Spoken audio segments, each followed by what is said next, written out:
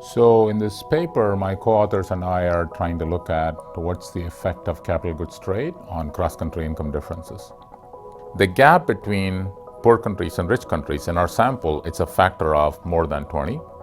Imagine a person living at $1 a day and compare that to a person living at $20 or $25 a day.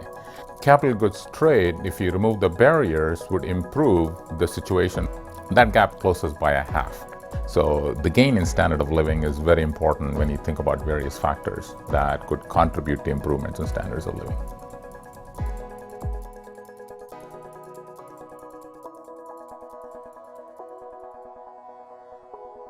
My name is Ravikumar. I am an economist at the Federal Reserve Bank of St. Louis. I've been here since summer of 2011. Now, there are two ways in which this gap is closing. One, because of capital goods trade. The physical capital in a poor country is much higher than what it would have been in the presence of trade barriers. Physical capital could be all kinds of equipment and structures sitting in an economy.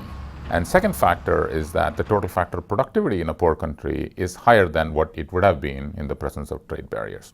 So this is an example of a trade barrier is what's preventing poor countries from importing more cars from Germany, more tractors from the US, or more computers from anywhere else. These barriers come in various forms. So one of them is tariff rates. Imports are taxed at a different rate compared to, say, sales tax in a domestic economy. So there's an extra tax to be paid if the particular object comes from abroad. The other barrier is in the form of non-tariff quotas. So poor countries could have a barrier. You can import only so many cars per year. So that form comes in the form of quotas. Okay? So lots of countries have this, not just poor countries. But it might be useful to step back a little bit. So if you think about physical capital sitting in a country, it's a result of years and years of investment that's been made in that country. In the case of a poor country, these years and years of investment is in the form of capital goods imports coming from other countries. So trade in capital goods is important for the stock of physical capital sitting in the poor country because they rely on capital goods imports. The efficiency with which these resources are used are typically called total factor productivity. So a country that uses the resources efficiently will have high total factor productivity. The country that uses the resources inefficiently will have low total factor productivity. So imagine a case of Argentina versus Germany.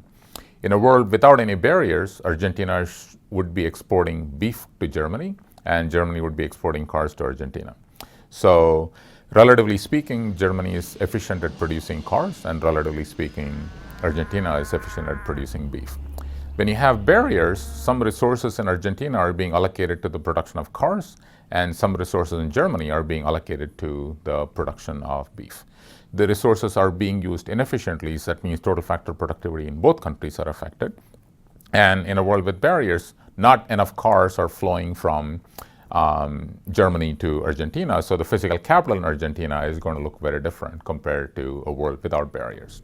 When you remove all the barriers to trade, the capital goods flows more freely across countries, and this is benefiting both parties. So our finding is that in the cross-section of countries in our sample, the income gap between rich countries and poor countries closes by a factor of 50%. 80% of the gains is as a result of higher physical capital, and 20% of the gains is because of higher total factor productivity. So all of a sudden, this gap of $1 versus $20 is now, the gap is more like $10 versus $20. So the gain in standard of living going from $1 to $10 is enormous. So if you can improve the standard of living for the person living at $1 a day, that's enormous gain for humanity